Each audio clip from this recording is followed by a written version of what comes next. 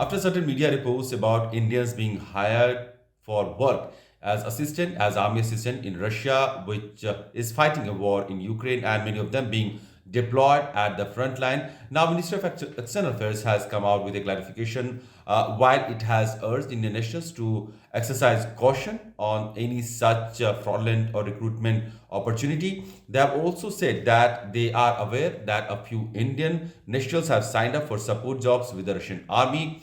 The Indian government, that is, through its mission in Moscow, has regularly taken up this matter with the relevant Russian authorities for their early discharge. Earlier, we have seen reports and some videos also allegedly showing these men, these Indian nationals, being deployed at the bordering areas, and they have said that they have been duped by certain agents sitting in Dubai, and they were promised some job in Russia, and when they came here they were given some minimal training, and then they were sent forcibly to the bordering or the frontline deployment.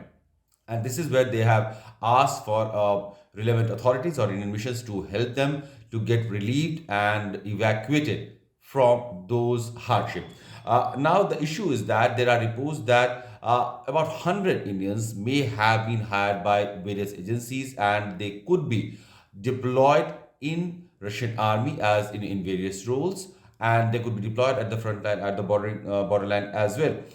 The news break has caused quite a stir because we have seen in the past many countries, especially Nepal and other countries, they countries from Africa also, there have been allegations that Russian army has resorted to hiring people or unemployed youth from these countries, and they are being deployed as an assistant or in various roles in the Russian army in fight against Ukraine. We have seen reports of tens of thousands of Russian troops having been killed in this 2 years of war against Ukraine. The situation is same against in the Ukrainian side also, where again tens of thousands of people or the soldiers or the persons who working for army, they have been killed in this 2 year long war. And now both sides are dealing with this crisis of having shortage of people who can fight along the border and who can take care of the entire supply chain and other verticals that the entire war machine will require. Conscription in Russia, there has been multiple times.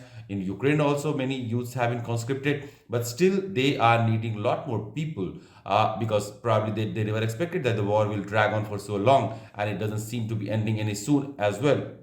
But while Ukrainian side has apparently had support from countries like European countries, where the people have sort of volunteered or many have been hired to fight against Russia, Russian army has been hiring people from Nepal. Now the report have come also for Indian nationals who have been hired for multiple roles, not directly by the Russian government, but probably through some agencies. But their role is again to support Russian forces in the front line, and this is the issue that may be concerning.